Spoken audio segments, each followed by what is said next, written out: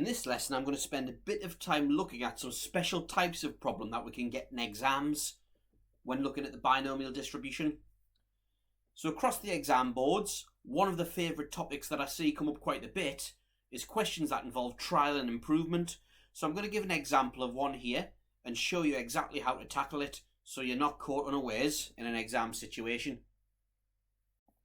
So a binomial random variable x has the distribution 15, 0.3, i.e. 15 trials with a probability of success of 0.3, showing your reasoning clearly, and that's a key point which I'll address in just a second. Determine the largest value of a such that the probability that x is less than or equal to a is less than 0.2.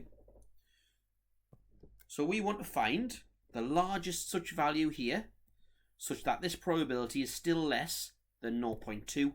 Now the only way really to do that is with trial and improvement. So what we're going to do this one, we're going to go into the binomial distribution mode in our calculator, the cumulative distribution, because it's a less than or equal to inequality, and do list.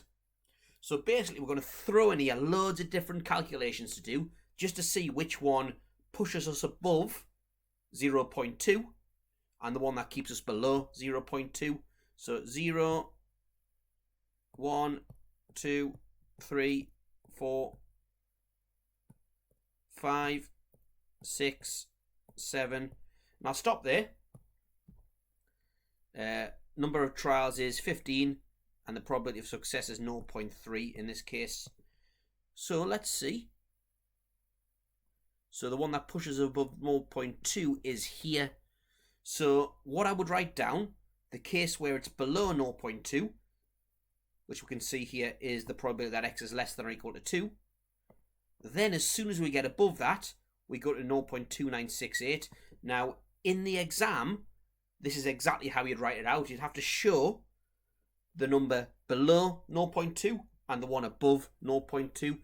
So how I would write this out is the probability that x is less than or equal to 2 equals 0.1268, which is less than 0.2. So that's brilliant. We wanted it to be less than 0.2. Then the next one, the probability that x is less than or equal to 3, we'll show that this doesn't fulfill the condition, is 0.2969, which is actually greater than 0.2, so we don't want that one. Therefore, we can conclude that the largest value of a is equal to 2, because that's the last number that fulfilled this inequality, so a is equal to 2. So let's have a look at another one now. And this one asks for the smallest value of b, such that the probability x is less than or equal to b is greater than 0.05. So 0.05, we can see here the cross from above 0.05 to below 0.05 happens here between 1 and 2. So let's just put that in there now. So let's write these down. The probability that x is less than or equal to 1 is equal to, and the probability was 0.0353, which is less than 0.05. Now the condition we wanted was greater than, so that one isn't right. And the probability that x is less than or equal to 2 equals 0.1268, which is bigger than 0.05, which is what we wanted. Therefore, that does fit the bill. Therefore, again, in this case, 2 is the answer. B equals 2. Let's do another.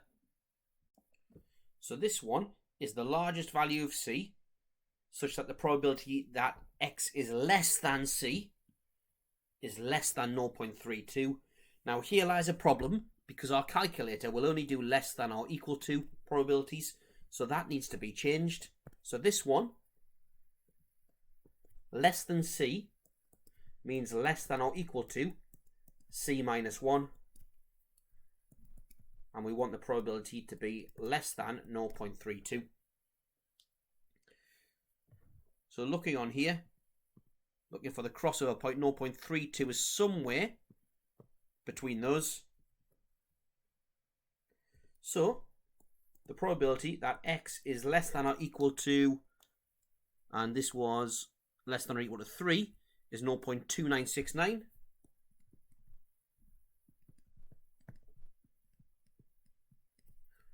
Which is less than 0.32. Brilliant, we wanted that. And just to show the crossover point in order to obtain the marks, show the crossover, which is 0.5155, which is greater than 0.32. We didn't want that. Therefore, and be careful here because it's C minus 1, that's the quantity there, C minus 1 is equal to 3, which means that C equals 4. It's the smallest such C that the probability that x is less than C is less than 0.32. And let's do another, let's make it even more complicated. And this one says the largest value of D such that the probability that x is bigger than D is bigger than 0.55. So this is more complicated because greater than, we can't work with it. We need that to be less than or equal to. So first of all, I'm going to define, as I did before, what greater than actually means. So we do want, in this case, D plus 1. We want D plus 2, etc. We want to keep going all the way up to, and if you remember, the binomial distribution was up to 15 in this case. So we do want D plus 1, D plus 2, all the way up to 15. That means we don't want D. We don't want D minus 1. We don't want D minus 2. We don't want anything from D all the way down to 0. Therefore, what this actually means, as we've discovered, is 1, take away everything we don't want.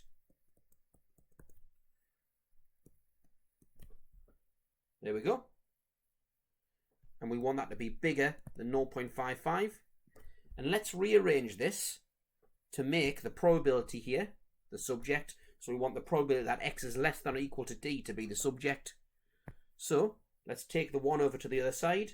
So we get minus the probability x is less than or equal to D is greater than minus 0.45.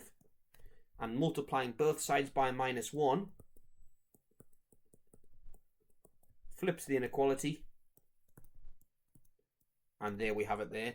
So we want actually the probability that x is less than or equal to D to be less than 0.45. So let's go on the trial and improvement there, less than 0.45. Well, I can see from the calculations that I've already got that the jump from less than 0.45 to greater than 0.45 occurs again here between 3 and 4. So let's write those down. So the probability that x is less than or equal to 3 is 0.2969.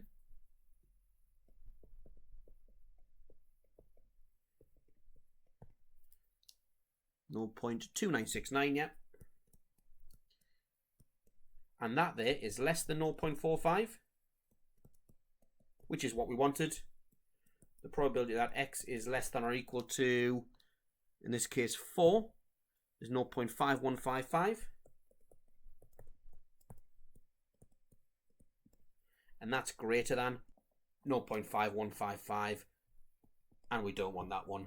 Therefore, in this case, D equals 3. In that case, it was D there, so D equals 3. And that there is an introduction to questions involving trial and improvement. The worksheet's full of those. But before I set you off on the worksheet, there's another type of problem that I want to have a look through. And that's a problem where multiple observations are made from a binomial distribution. Now, we've seen things like this in the discrete random variables lesson. but let's put it in the context of a binomial distribution. So a discrete random variable x is distributed such that x has a binomial distribution where 2 trials are performed and the probability of success on each trial is 0.4. So 2 independent observations, x1 and x2, are made. Determine the probability that the probability of x1 plus x2 equals 0. So here we think slightly differently about what the binomial distribution is. So this thing x here can take one of 3 values, 0, 1 or 2, because we can observe when there's 2 trials performed. We can observe no wins, 1 win or 2 wins. So it helps to think of the binomial distribution now as a random number generator, which generates the number 0, 1 or 2 with a certain probability. So we make one observation, which can take 0, 1 or 2. And this question's asking, find the probability after 2 observations that their total is 0. Well, the only way that can happen is if the first observation is 0 and the second observation is 0. So 0 then 0, add them together, is 0. Remember, we can only get the numbers 0, 1 or 2 for x from this distribution because we can only get 0 wins, 1 win or 2 wins. So 0 and 0 are the only 2 observations that we could make that would lead to their total also being 0. So what we're going to do, we're going to put in the calculator now the probability that x is equal to 0. So binomial PD, because it's not less than or equal to anymore, it's just equal to. So binomial PD, variable, and we want the probability x equals 0. There were 2 trials and the probability of success was 0.4. So 0.36 was the probability. So we're going to do 0.36 and then another observation of 0 times 0.36, which is equal to, and let's work that out, 0.36 squared is 81 over 625. So we're being ultra safe. We'll do it as a decimal as well. So that's also equal to 0.1296. Equals 0.1296, and there we go. Right, so part B, and you might have a bit of an idea now, so you might want to pause it and have a go at yourself, but I'll keep going. So part B, the probability that the total of the 2 is 2. So there are a few different things that could make it equal to 2 here. We could have 0, then 2. We could have 1 and 1. And we can have 2, then 0. So there's 3 different calculations we're going to make here. So let's get the calculator mode back up, binomial PD.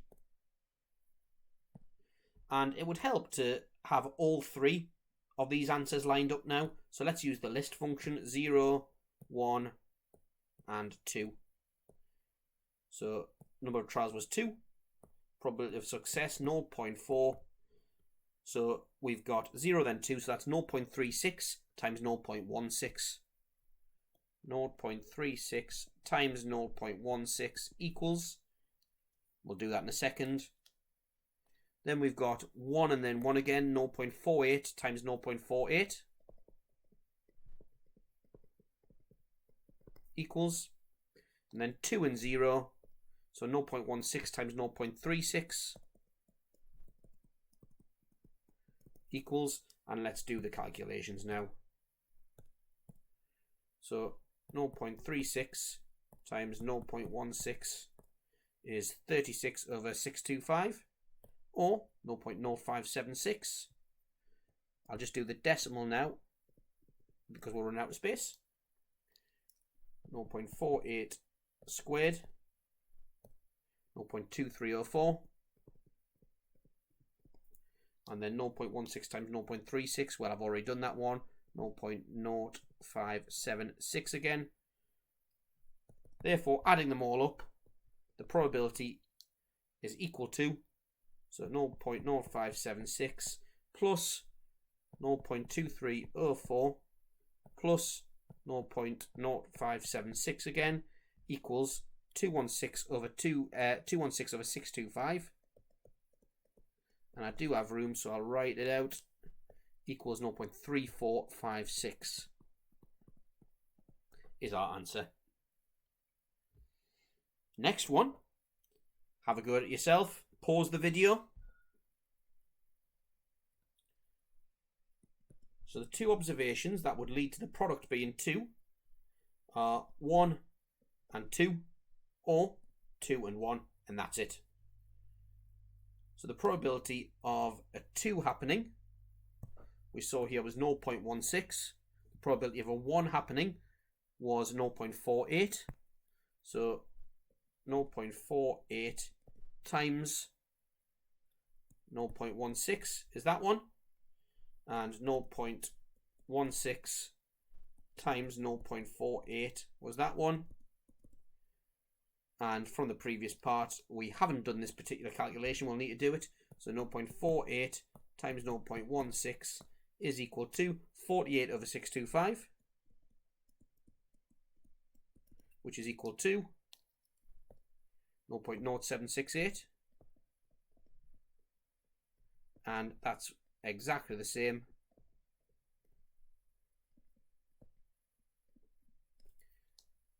So the answer is double that, adding them together. 96 over 625. Therefore, P equals 96 over 625. And as a decimal, that would be 0.1536. So very similar to the discrete random variables. In fact, identical to the discrete random variables method of just looking at all the combinations, listing them out, finding the probability of each and adding them together. So now have a go at the worksheet on this particular topic. Check every answer as you go.